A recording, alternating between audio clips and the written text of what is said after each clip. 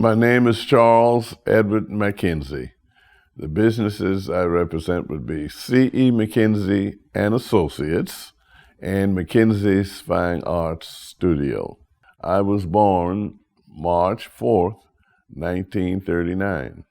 Well, my parents' backgrounds. My mother happened to have been a cosmetologist, and she owned and operated a beauty shop for 60 years. My father was a man of many professions. He is from James Island, South Carolina. I forgot to say, my mother was born and raised in Charleston.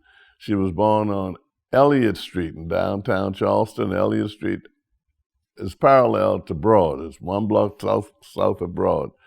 And my father was born in James Island on Saul Agree. And he moved to Charleston. His family moved to Charleston when he was about 5 years old. So he was, for all practical purposes, raised in Charleston. And during his lifetime, he'd had many different things as far as work is concerned. After World War II, he started the craft shop, a school that was in the Shaw Center building at 22 Mary Street. The craft shop trained disabled veterans from World War II. And some of the crafts and trades that they taught the men happened to have been painting, carpentry, brick mason, tailoring. He also worked as a sales representative for West End Dairy many, many years ago. He also was a Baptist minister. The first church he was assigned to was Legree Baptist Church in the old village of Mount Pleasant. My father was also in the tax business. He ran a tax office on on Cannon Street at the corner of St. Philip. My father also was the second African-American city councilman in the city of Charleston.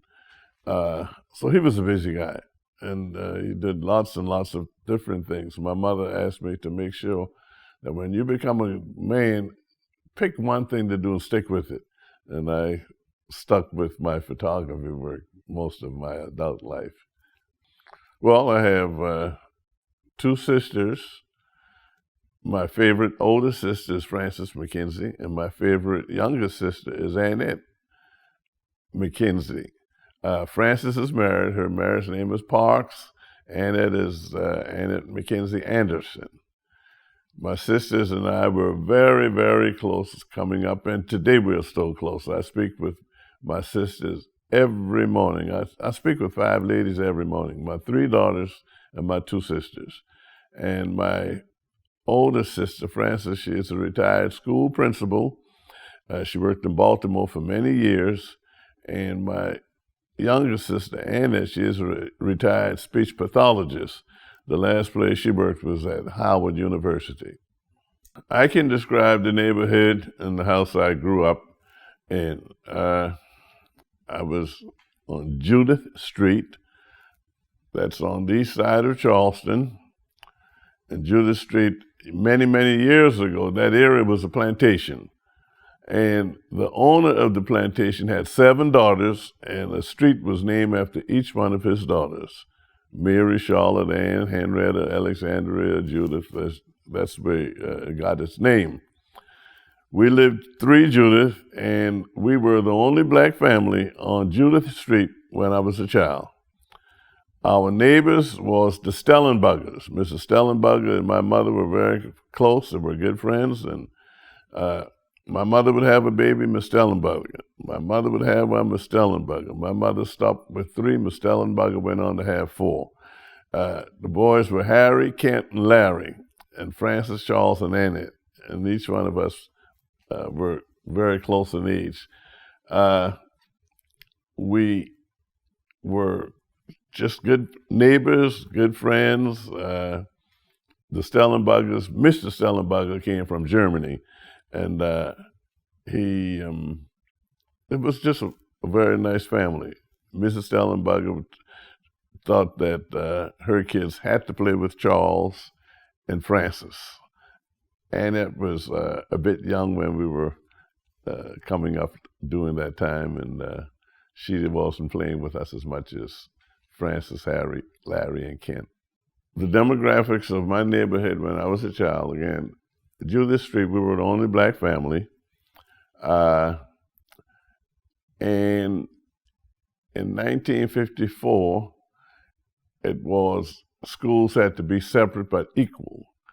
And when that happened, a lot of the white people on Judith Street started moving other places. And from 1954 until 1969, Judith Street became all black families, with the exception of the house at the corner of Judith and Elizabeth, the Rhett Mansion. That's where the governor was born many, many years ago. And that house is on the historical route in Charleston. And over the years, it has reversed again. Today, it's only one black family that has property on Judith Street, and that's number 5 Judith. So a lot of things, I've seen many changes in the demographics in that area during my lifetime. Well, my first job as a child, I was a paper boy. And that didn't last too long because the people refused to pay their weekly bills. So I decided to find something else. And one of my cousins worked at a camera store on King Street and told me he quit his job. And I went to the owner of the store and asked if he needed a delivery boy, and the answer was yes. Therefore, my first job was working at Palmetto Camera Store and Hobby Shop at 440 King Street. Well, my experience working at Palmetto Camera Store and Hobby Shop, the owner, Mr. John Gruber, he was a real nice guy. His wife and him, they took a liking to me. They had 2 children, Roy and Linda, and we were around the same ages. Linda was a bit younger, and Mr. Gruber was very pleased that I wanted to learn a bit about photography. And he was disappointed with Roy because Roy was his son and Roy wasn't interested in learning anything about photography. But I learned a few things back then. You had roll film and you had to process the film, and after you processed the film, you had to take it to the print room and they print it. And the thing I used to like to do was once they made the prints, I would run the prints through the dryer. And that was a thing I really got a lot of kicks out of doing. I also learned quite a bit about the hobby shop. Back then you had model airplanes and model trains and what have you, and boys and girls would buy different type things from Palmetto Camera Store and Hobby Shop to put together. So whenever they needed to know something about running the motors for the little airplanes and what have you, I had a lot of help and a lot of ideas and information I can give them about the model airplanes and what have you. Mr. Gruber, he wasn't sure as to whether or not I was honest, and I never stole anything from him. However, I had to sweep the floors and keep the place clean, mop the floors, I think, once every couple of weeks or what have you. And one day they left, he had a 50-cent piece on the floor. And I saw it, and I swept it up and I threw it in the trash.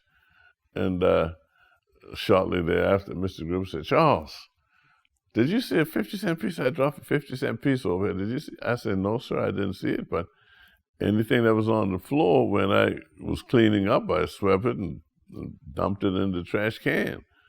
So he said, "Okay." And he went to the trash can and checked, and the 50-cent piece was in there. So I had an idea they were trying to set me up, and I just threw the 50 cents in the trash can. And that was the only time he ever pulled a trick like that on me. He, like I said, they really liked me, and they lived on Isle of Palms, and he had a yacht, and he would take me over with Linda, Roy, and myself, and when he would go out on his yacht, he would take us with him, and he didn't take me to be doing work or help cleaning the yacht. He took me to be with his kids because they liked me as a person, you know. So I will always remember John H. Gruber. He was a good guy for me. The schools I attended growing up happened to have been Avery Institute, 125 Bull Street. Avery was a private school. I started there in 1944, first grade. And I stayed at Avery from first grade until I finished the 10th grade. In 1954, Avery closed, and at that time, I would say 85% of the students went to Burke, to include me, and the other 15% went to ICS, Immaculate Conception School. Avery was one of the best schools you can find anywhere. They produced some fantastic contributors to our society. And our teachers at Avery, I always say, they weren't teaching for money because it was a private school initially, and they didn't pay them but so much, but they were interested in making sure we had to learn what, subjects they taught us. So it was a good school, excellent school. And one of my teachers, I'm still friendly with one of my teachers. Her name is Miss Cynthia McCutchery Smith, and she is 100 years old, but she is still sharp. We talk frequently, and she still makes sure that I remember some of the lessons she taught me. I was an average student, but I did not apply myself as much as I should have. My mother always made the comment to the effect that Francis never missed the honor roll, Charles never made the honor roll, but I was never left behind. I did all I could to, I wanted to C minus. I said, why should I study so hard and miss out on doing things that boys like to do versus, I just wanted to get by. I just wanted to pass. And most of my teachers said, Charles, he just didn't apply himself as much as he should have. But once he got out of school, he applied himself, tremendously. I went to college at Maryland State College in Princess Anne, Maryland. After working in the camera store and learning a bit about photography, I wanted to become a professional photographer. Therefore, I said, well, I'd go to college and major in photography. The school that I wanted to go to, the closest school that I can go to back then, was the University of South Carolina, where they had a photography program. Unfortunately, back then, I could not go to the University of South Carolina because of my color. So my parents, we started looking for a school that I can have photography as a major, and the closest school to us happened to have been Maryland State in Princess Anne, Maryland. At that time, it cost $514 a year. $500 was room, board, and tuition, and $14 was out-of-state fee. We had quite a few different programs at Maryland State, and the only white professor at Maryland State at that time was Mr. Wiles, who was in charge of the photography department. And we only had about 5 students in the photography department. And Mr. Wiles came to me one day after I was there about a year and a half. McKenzie, as you well know, you're doing good in photography, but you're not doing good in the rest of your studies. What do you want to do? You want to teach, or do you want to be just technical? I said, Mr. Wiles, I want to be technical. I can't teach anyone. He says, well, you need to go to another school. New York Institute of Photography is the greatest photography school in the world at that time. He says, and you can get yourself an associate degree in a couple years, and you can go on to do your photography work as a technical guy. He says, now, if you ever wanted to teach, you would just have to go back to school and get a teaching certificate. He says, the only difference is Maryland State's $514 a year. New York Institute of Photography, was over $1,800 a year, which was a big difference. He said, so you need to speak with your parents, and I'll speak with them also. Mr. Wild spoke with my parents and told them what his thoughts were, and they agreed with him, and they took me out of Maryland State and sent me to New York Institute of Photography, where I stayed a couple years and got my associate degree in photography and worked at it for many, many years. My time in the U.S. military, they had the draft, and I was drafted to go in the U.S. Army. I was drafted on the 10th of July, 1962, and I went in. I was living in Brooklyn, New York at the time, and I took my basic training at Fort Dix, New Jersey. After basic training, normally a soldier goes to what they call AIT, Advanced Infantry Training, into a school that would train the soldier to do whatever he is going to do after basic training. Well, when I left Fort Dix, I was transferred to Fort Huachuca, Arizona, and that's in the Sonora deserts. The United States Army was in the process of testing drone planes that are very common today. The drones would be launched from what we call 3/4-ton truck by a rocket, and it would be remote control as far as while it was in the air. And when the drone would land, they would punch a button, a parachute would pop out of the top of the drone, and it would land in the desert. When the drone lands in the desert, we, the photographers, had to go and get the camera from beneath the drone, and we had studios and labs set up in our trucks, and we would process the pictures that the drone took of the terrain, and that was a heck of an experience for me. The drones had a hot weather test, a cold weather test, and a jungle test. The hot weather test was done in Arizona. The cold weather test was done in Alaska, Fort Wainwright, Alaska, and the jungle test was done in Panama at a military base. I was stationed in Seoul, Korea at 8th United States Army Headquarters. And I did a lot of public relations photography work during my days in the Army in Korea. And whenever dignitaries would come to Korea, myself and other photographers would have to do the pictures. We would have to go to Panmunjom and take pictures at the meetings between the North Koreans and the United Nations groups, which included the United States. And the United States happened to have been the spokesman during the MAC meetings. We had opportunities to mingle with the people, the press from North Korea, and we cannot go into the building, but we can take pictures from the windows. And I did this whenever we went to MAC, they call it Military Armistice Commission meetings. And that was the only way when I was in Korea you can get into the DMZ. You had to be with the press. After my military service, I came back home to Charleston. I wanted to have a studio, and I know I couldn't afford to have a studio in Brooklyn, New York, New York City, anywhere, so I came back home.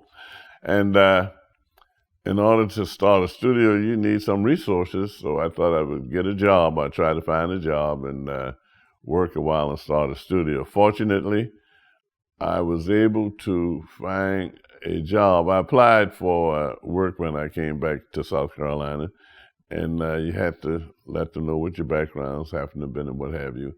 And told them I was a professional photographer, and they found a job for me working at West Vaco as a laborer.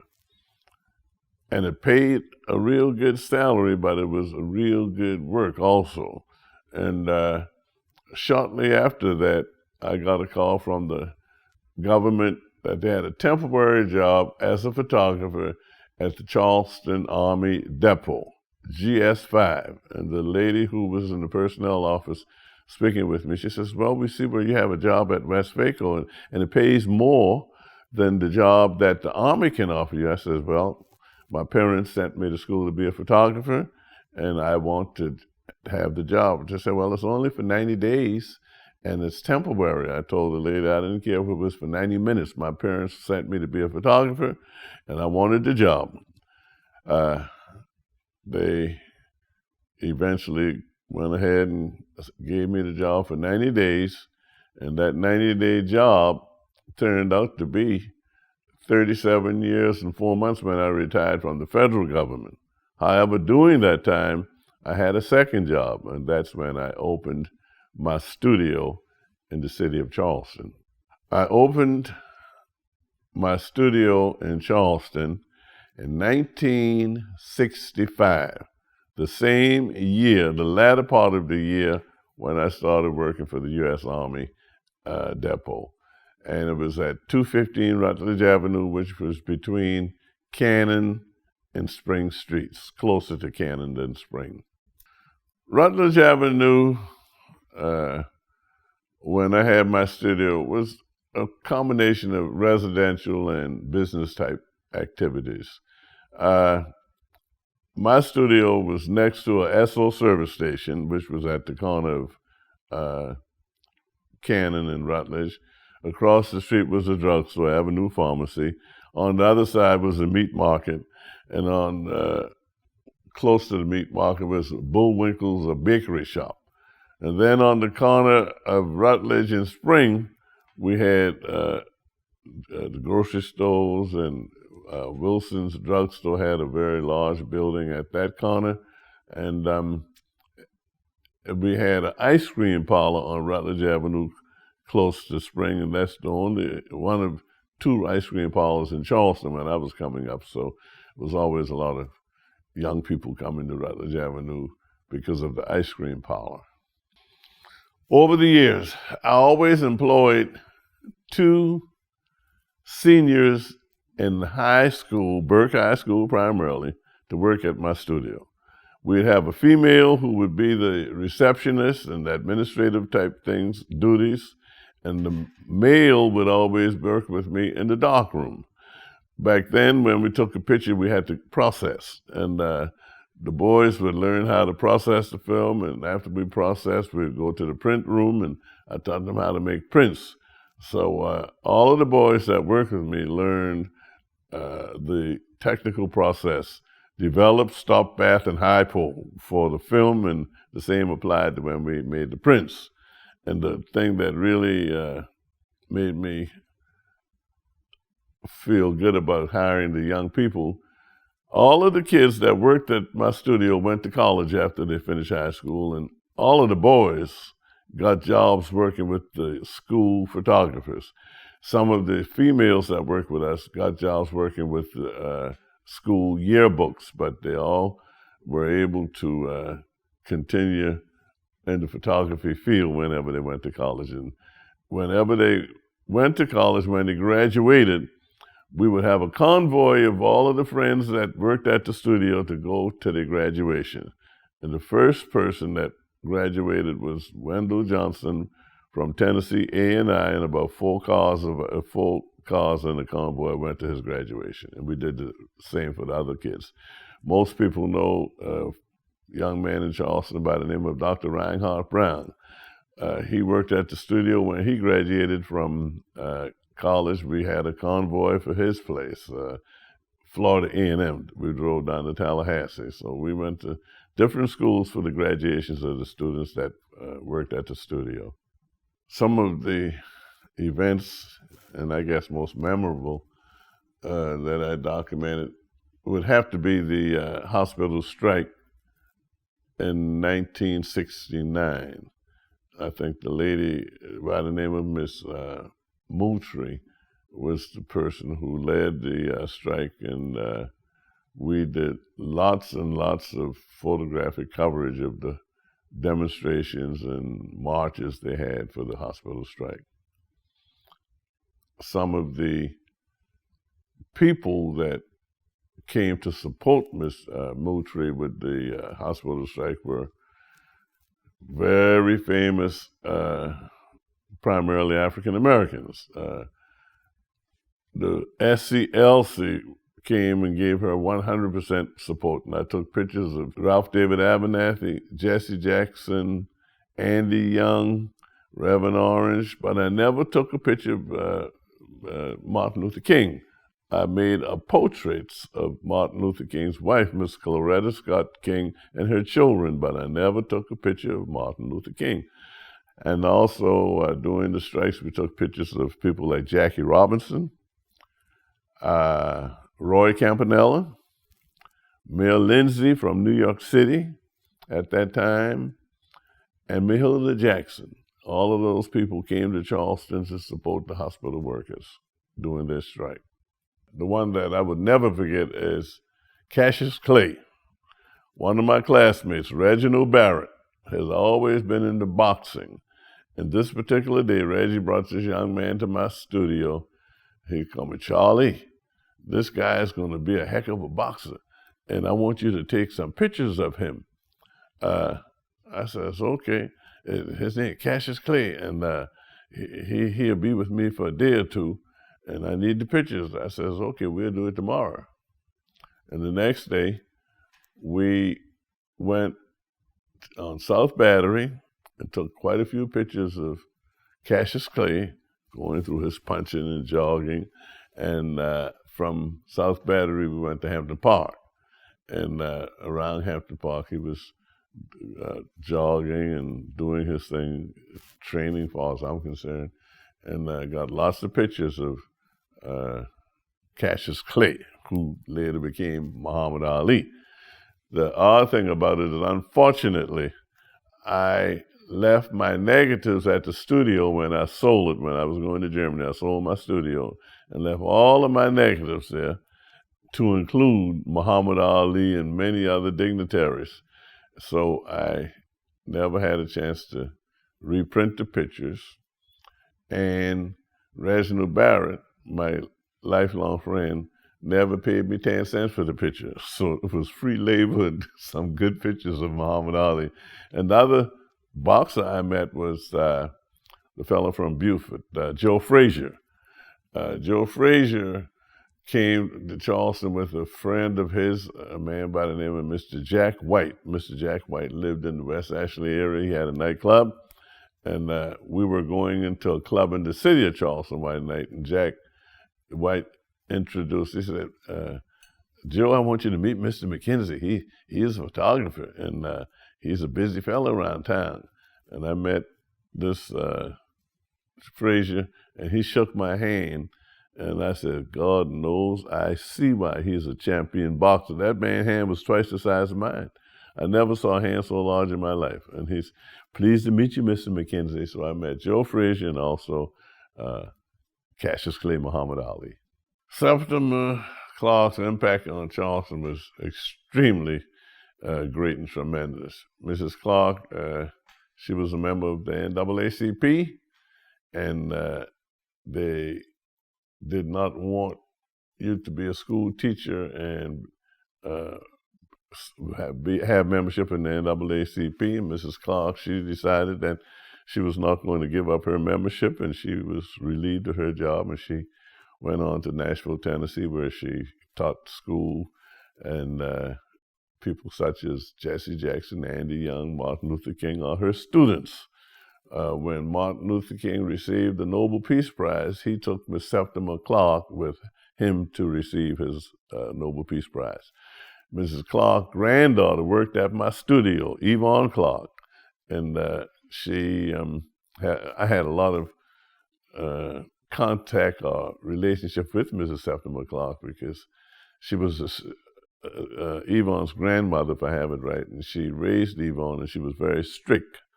And the thing that I always remember is one evening about 6:45, Mrs. Clark called the studio. Mr. McKenzie, is Yvonne there? I said, no, ma'am. What time did she leave, Mr. McKenzie? I said, 6 o'clock. Well, it's already 6:45, Mr. McKenzie, and it doesn't take that long for Yvonne to get to this house from your studio. You know, these young girls, you just have to keep your eyes on them, Mr. McKenzie, because they get to be flippy, and I don't want that to happen with Yvonne. Thank you, Mr. McKenzie, and whenever she gets home, I'll let you know. I said, yes, ma'am, Mrs. Clark. But she was a wonderful person. Mrs. Clark worked a lot to help black people get registered and vote in the city of Charleston. She worked with my father, and my father worked with Mrs. McFarland, who is retired Judge Arthur McFarland's mother, and these people were dedicated in trying to make sure black people would register and vote.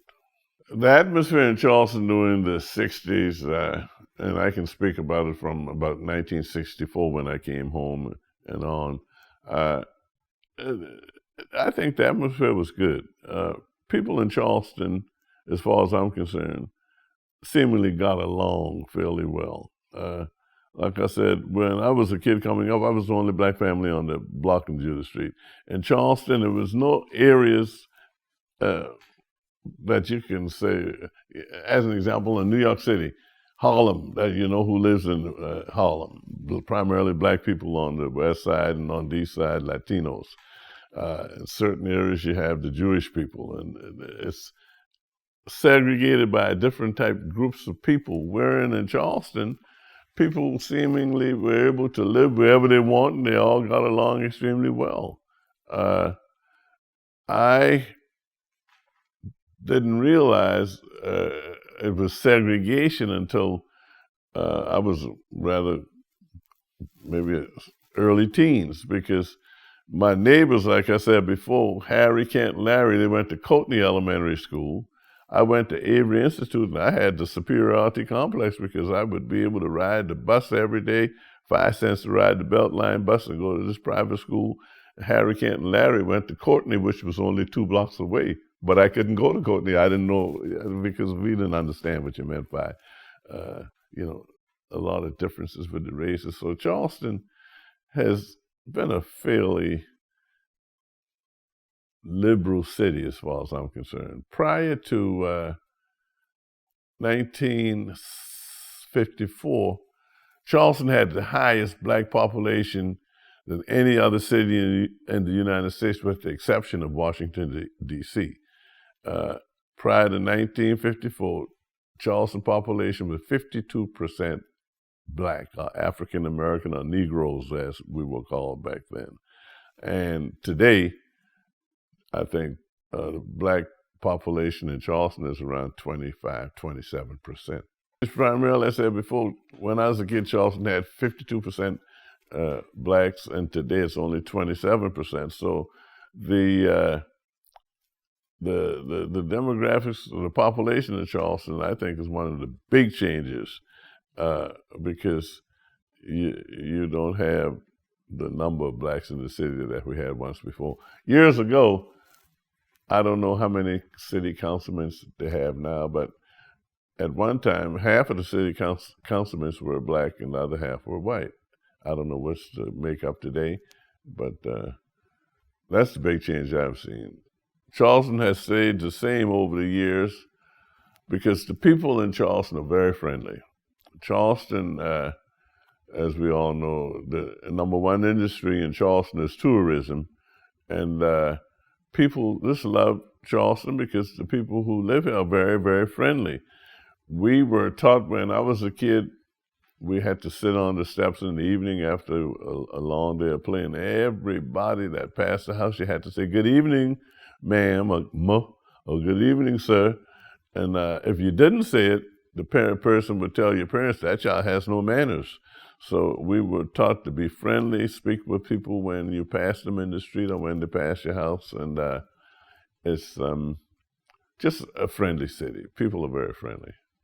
Well, for the future of Charleston, I hope it continues to be the friendly city that it is.